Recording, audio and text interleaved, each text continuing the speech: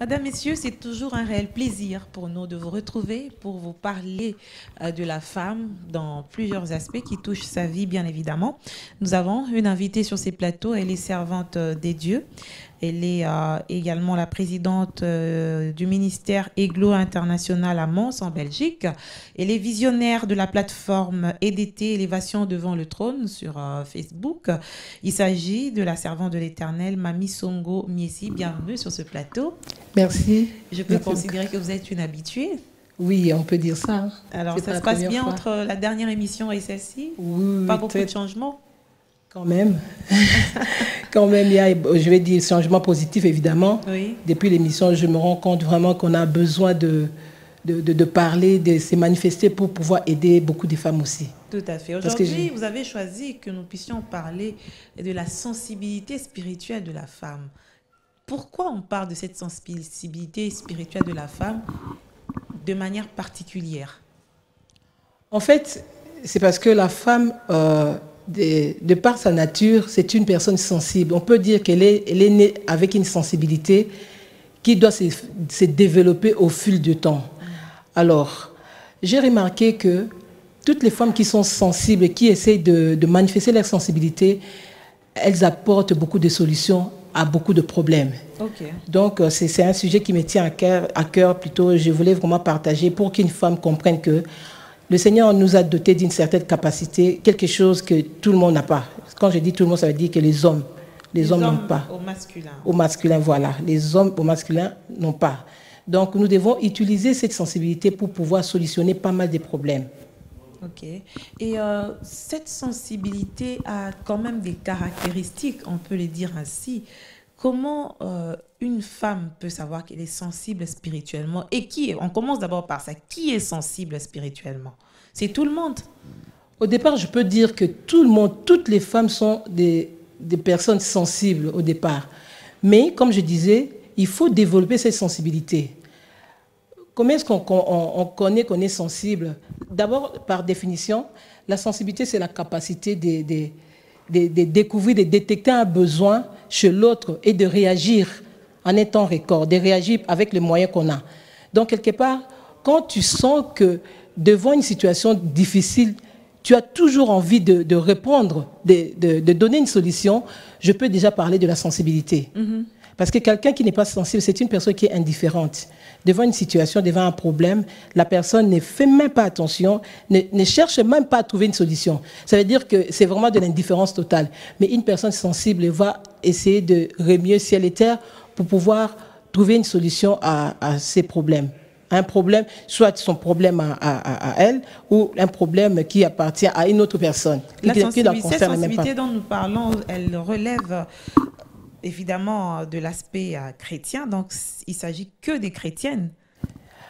Non, j'ai bien dit qu'au départ, toutes les femmes sont sensibles.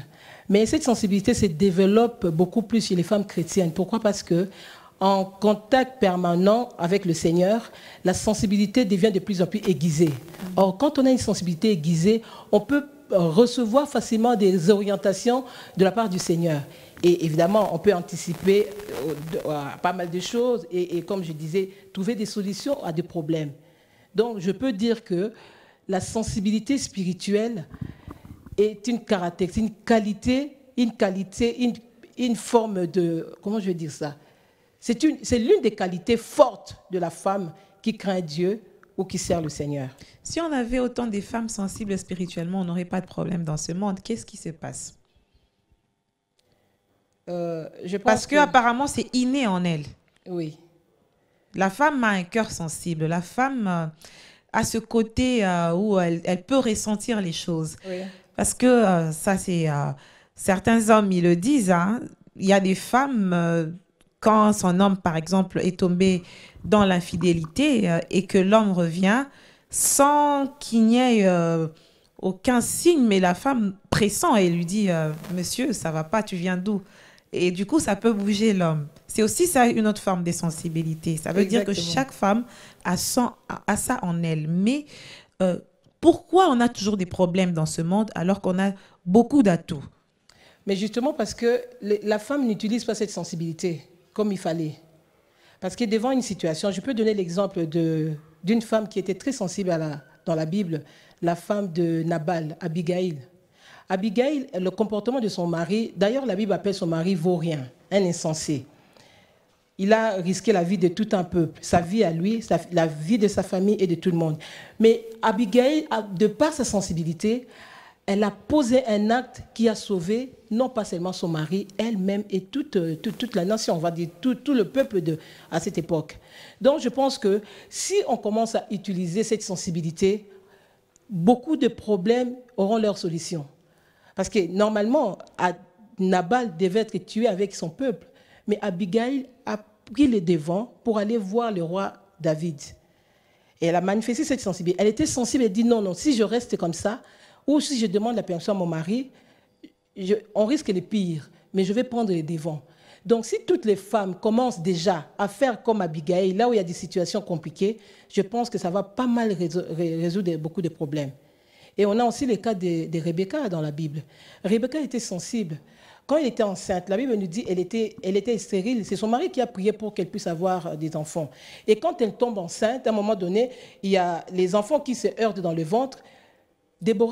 Rebecca plutôt se pose la question, mais qu'est-ce qui se passe? Qu'est-ce qui m'arrive? Je ne comprends pas, dans mon ventre, il y a comme un trouble. Mais la Bible ne nous dit pas qu'elle a été consulter Isaac pour dire, Isaac, je ne comprends pas, depuis que je suis enceinte, ça ne va pas. Non, elle alla consulter l'Éternel. Cette sensibilité, parce que, en fait, le fait d'aller consulter l'Éternel, c'est en ce moment-là que Dieu va lui donner la révélation qu'il y a deux nations dans ses entrailles.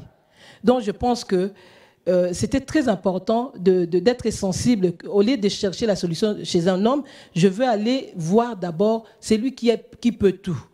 Et à cause de cette sensibilité, nous avons bénéficié du Messie, parce que le Messie devait descendre de Jacob. Et j'ai envie de dire, Rebecca avait une sensibilité très aiguisée, parce que quand on lui dit que tu as deux nations, le plus jeune va assujettir le plus grand. Mais qu'est-ce qu'il a fait? Elle est restée sensible. Et elle voyait, elle regardait, elle observait, parce qu'elle devait savoir qui est l'aîné, qui est le cadet, pour ne pas passer à côté. Mais c'est vrai, tout le monde dit que pourquoi est-ce que Rebecca était très... c'est une maligne, comme les gens disent. Elle a utilisé, elle a utilisé une ruse. Oui. Mais en fait, c'est la sensibilité spirituelle. Parce que sinon, la bénédiction allait partir chez Ésaü, alors que ce n'était pas à lui qu'on avait destiné la bénédiction. La bénédiction devait aller chez le cadet. Donc, cette sensibilité, je pense qu'il y a pas mal de femmes dans la Bible qui ont manifesté cette sensibilité et on voit les résultats positifs. Et comment se caractérise justement la sensibilité spirituelle? Par quoi? La sensibilité spirituelle se caractérise par la réaction, la façon d'agir quand il y a un problème. Par l'écoute. On voit une personne sensible, c'est une personne qui écoute beaucoup pour pouvoir prendre des décisions qui s'imposent. C'est une personne qui est humble. Quelqu'un qui est sensible, c'est une personne humble, qui essaie de faire passer les autres avant pour pouvoir, quand elle arrive, donner la solution, que la solution soit vraiment ait un résultat positif. Une personne qui est sensible, c'est une personne qui sait demander pardon. Oui, une personne qui est sensible, parce que quand tu te retrouves devant une situation compliquée et que tu dois t'humilier pour demander pardon, tu ne le fais pas, tu peux risquer les dangers. Mais une personne sensible se met toujours en arrière, demande pardon. Une personne sensible, c'est une personne qui est obéissante, qui obéit facilement en fait. Parce que dans sa sensibilité, elle peut recevoir une directive comme quoi, là, cède. Mais quelqu'un qui n'est pas sensible, là où on te demande de céder, tu te comprends dans la situation et on voit les résultats... Des mauvais résultats, quoi. Oui, ça c'est un fait.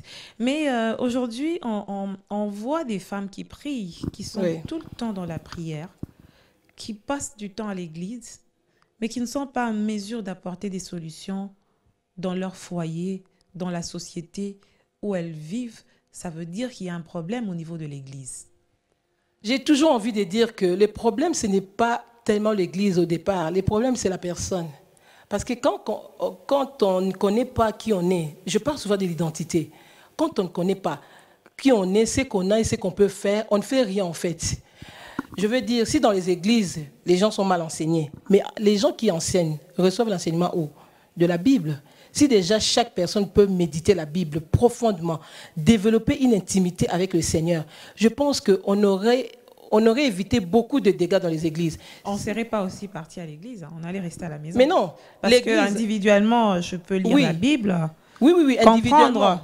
Je sais, je suis d'accord avec vous, Madame Feza.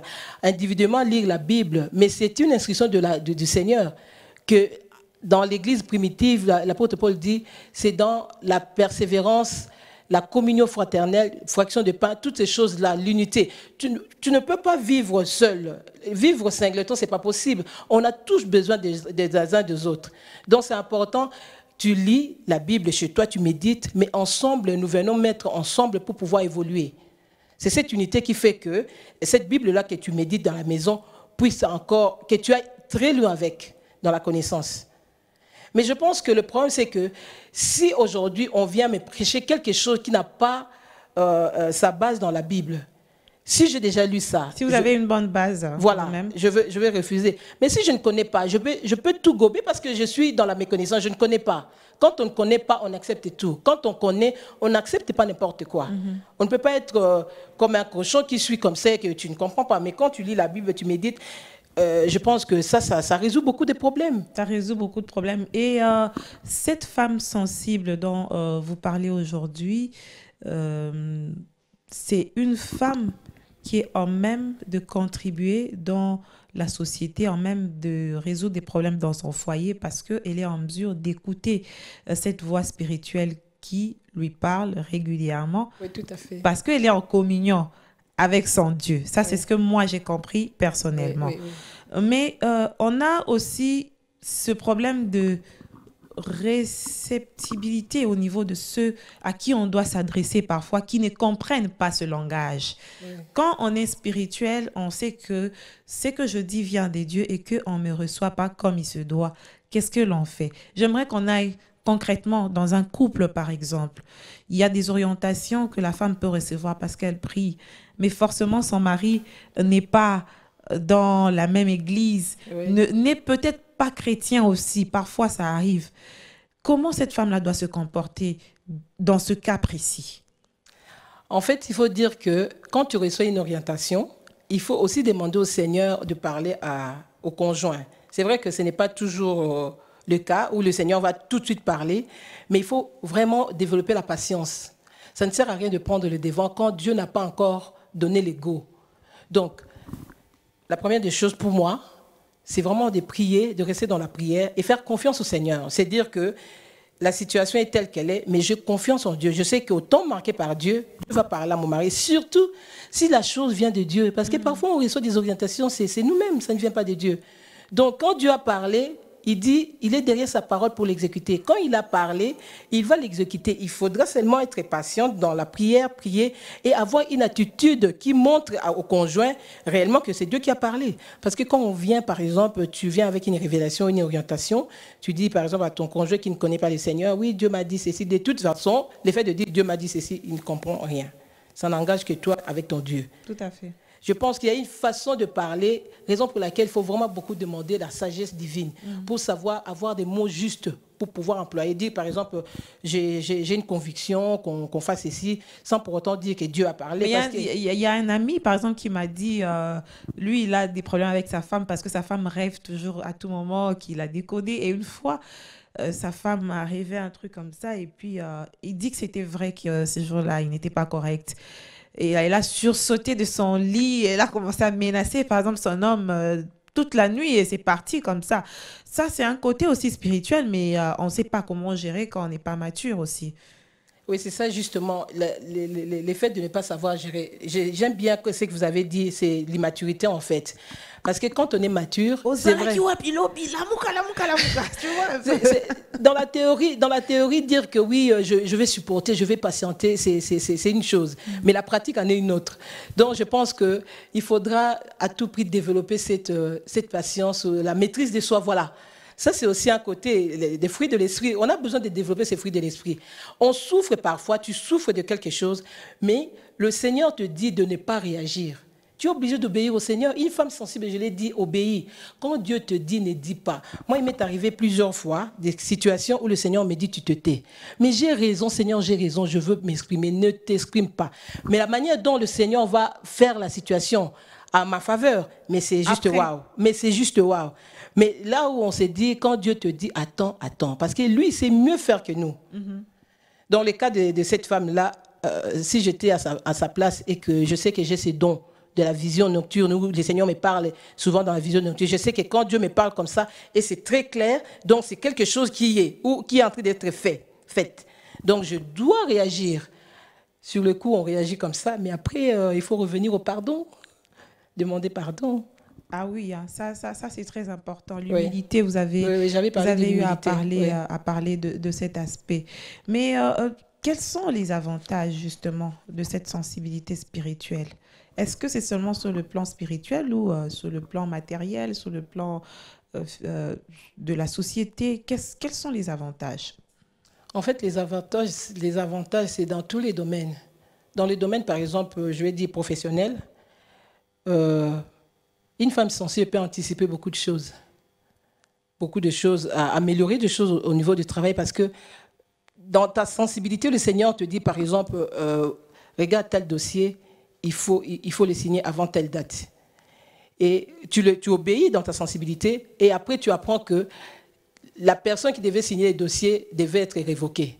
Donc, quelque part, je me dis, c'est cette sensibilité qui t'a aidé à anticiper la chose. Sinon, tu allais dire, oh, mais j'ai juste une pensée comme ça, et puis voilà. Et au niveau de la famille, la sensibilité, c'est très important parce que ça t'aide à épargner les dangers. Comme j'ai donné l'exemple d'Abigail. Si c'était une femme insensible, indifférente, elle allait dire, écoute, ces messieurs, depuis que je suis avec, c'est toujours la même chose dans son comportement, ce n'est pas mon problème. Si on le tue, moi je reste avec mes enfants. Mais non, elle est sensible, elle s'est dit, je dois faire quelque chose. La sensibilité nous donne le courage.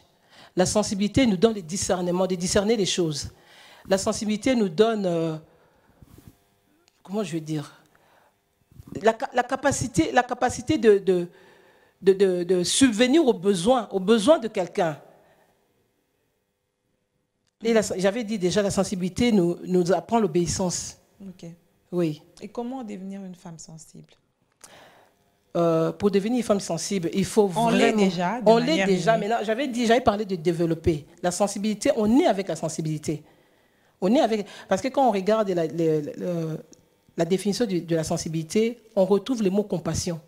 On retrouve le mot miséricorde. Ça veut dire quelqu'un qui est sensible, quelqu'un qui est très compatissante. Une femme, on parle de la femme, une femme sensible, c'est une femme qui est compatissante, une femme qui a de la miséricorde. Je pense que j'avais déjà partagé ça une fois ici, que nous, de par notre constitution, le Seigneur nous a créés avec l'utérus, et l'utérus en hébreu, c'est la miséricorde en fait. Le mot utérus signifie miséricorde et compassion. Donc, toutes les femmes ont cette capacité de développer la sensibilité, déjà parce que c'est en nous, en fait. Mais maintenant, ça se développe dans la méditation de la parole de Dieu. Plus on médite la parole de Dieu, on découvre qui est Dieu. Et dans la prière, en fait, prier et méditer, ça t'amène dans une profonde intimité avec le Seigneur. Plus tu deviens intime avec le Seigneur, plus il te parle, plus tu découvres sa voix. Parce que on devient prophète. Quand on est sensible, on est prophète. On peut dire prophète, pas prophète du ministère. Pas prophète du ministère, mais selon la définition du prophète, prophète c'est qui? C'est parler de la part de Dieu. Parler de la part de Dieu. Donc, on est prophète de soi-même. On sait anticiper des choses. Dieu te parle et on est prophète dans sa maison. Parce que quand on parle de la prophétie, ce n'est pas seulement prophète du ministère, 5 ministères. Je parle de prophète où tu reçois une parole de la part du Seigneur et tu délivres la parole. Tu es en train de prophétiser. Tu n'es pas obligé force. Mais qu'est-ce que les femmes vont chercher alors à l'église? Tout le temps, elles sont chez les mamans Bikoudi. Tout le temps, elles sont chez les pasteurs. Alors qu'apparemment, avec tout ce que vous dites, il y a une certaine vérité ou un certain éclaircissement dans la parole de Dieu. En effet, c'est problématique. La problématique de la femme qui va chercher tout le temps à avoir des prophéties, je le dis et je le répète, c'est la méconnaissance. Quand on te donne une prophétie, c'est pas l'insatisfaction? Justement, et la méconnaissance. Tu ne sais pas qui tu es, ce que tu es toi-même, tu ne le sais pas. Parce que quelqu'un qui est insatisfait, c'est quelqu'un qui ne sait pas ce qu'il a. Quand tu sais ce que tu as, tu vas chercher ailleurs. Pourquoi? La prophétie, on ne la cherche pas. Quand Dieu veut te parler, il va te parler. Mais maintenant, il y a des consultations et quand vous allez devant la porte de ces prophètes, sur 100%, il y a 90% des femmes. Et c'est depuis longtemps Mais d'ailleurs. justement, je suis vraiment navrée et désolée de voir que les femmes, jusqu'aujourd'hui, ne se connaissent pas en fait. Est-ce que cette sensibilité ne la rend pas naïve en même temps?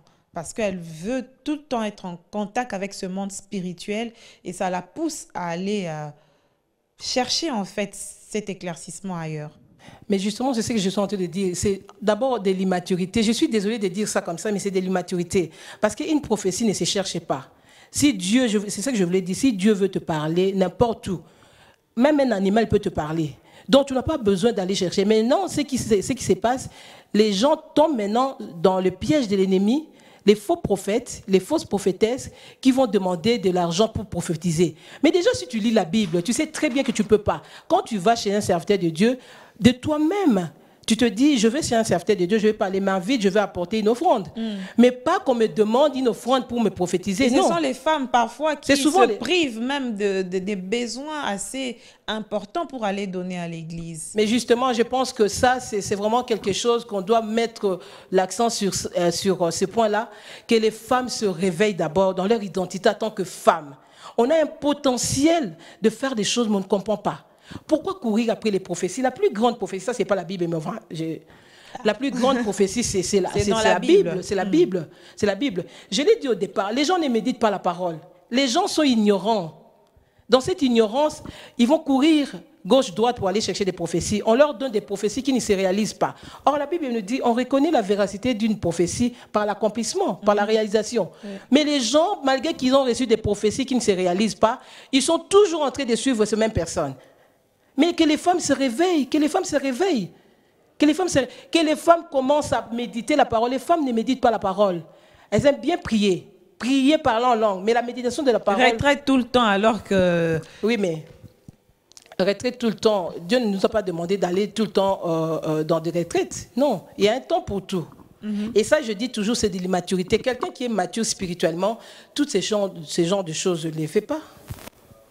Qu'est-ce que vous conseillez aux femmes? Vous avez un ministère essentiellement consacré aux femmes. Oui, oui. Moi, je conseille aux femmes d'abord de commencer par découvrir ce qu'elles sont. Qui elles sont. Même, je ne parle même pas être en Christ, pas de l'identité en Christ. Oui.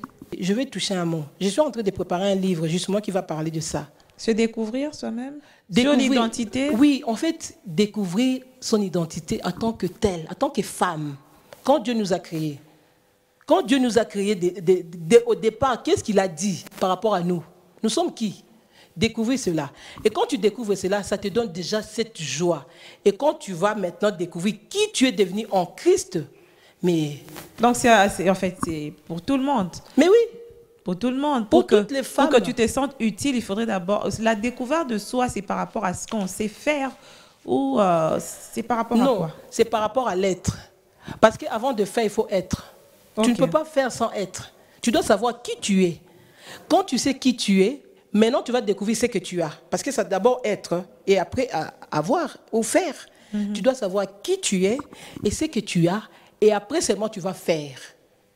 Le tableau que vous voyez des femmes de manière générale ici en République démocratique du Congo, pensez-vous que on est des femmes sensibles et des femmes qui se sont déjà aussi découvertes, parce que là, on prend l'aspect spirituel et on prend l'aspect séculier, on prend l'aspect de la vie de tous les jours. Je pense que les femmes ne sont pas encore arrivées totalement dans ça. Nous sommes en train, je me mets dedans, nous sommes en train d'avancer vers quelque chose. Nous devons, je le répète, nous découvrir. Si nous nous découvrons, c'est que nous sommes réellement. En fait, la vision, comment est-ce que Dieu nous voit? Parce que nous avons une identité que le monde nous a collée. Et le diable, évidemment, qui nous a collés avec le monde.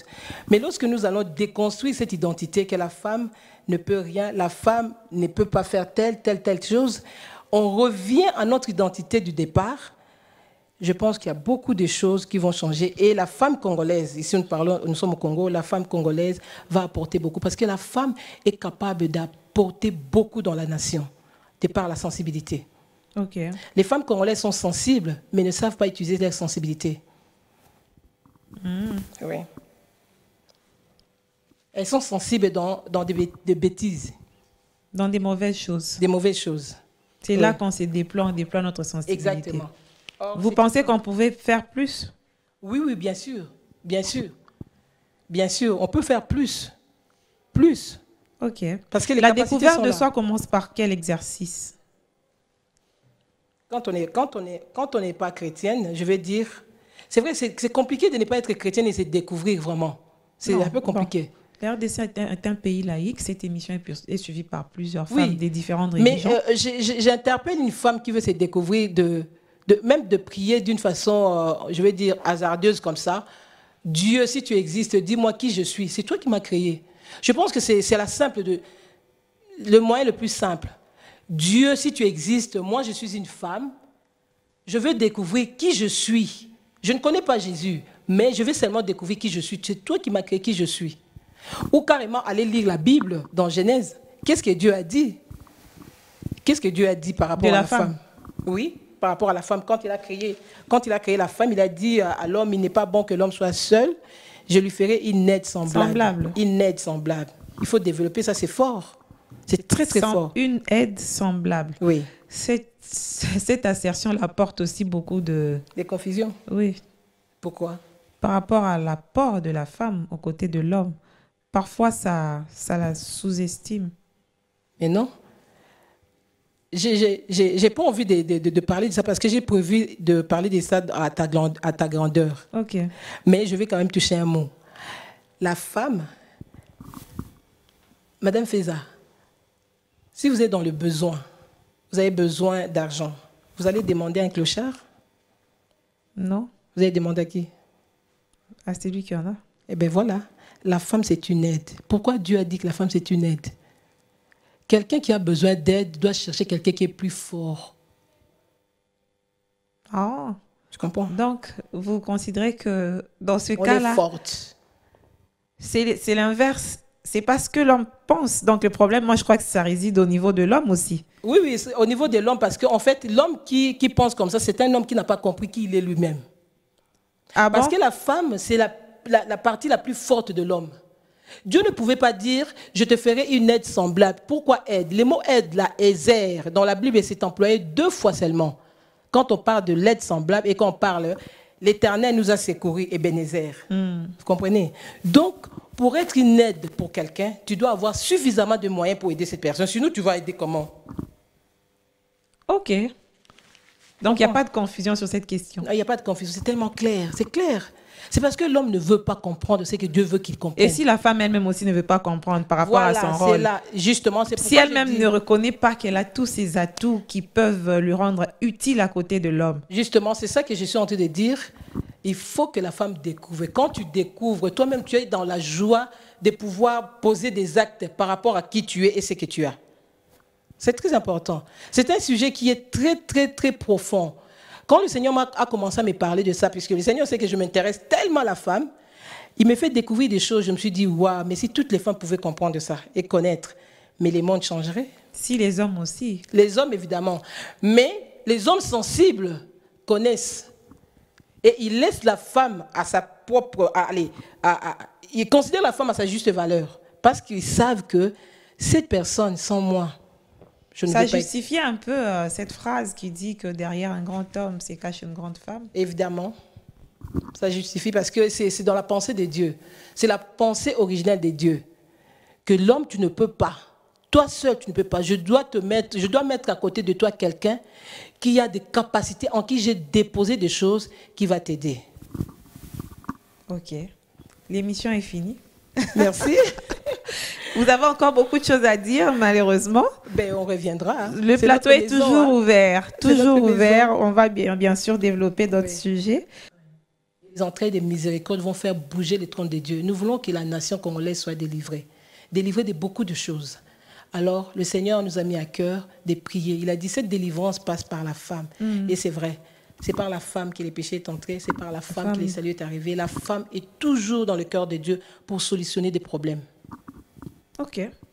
On souhaite bon vent à cette activité. À très bientôt. Merci beaucoup. La servante de l'Éternel, Mamie, C'est toujours un plaisir pour nous de vous recevoir dans cette émission. Madame, messieurs, merci de nous avoir suivis. Merci. Et à très bientôt. On vous souhaite aussi bon retour à Mons. Merci beaucoup.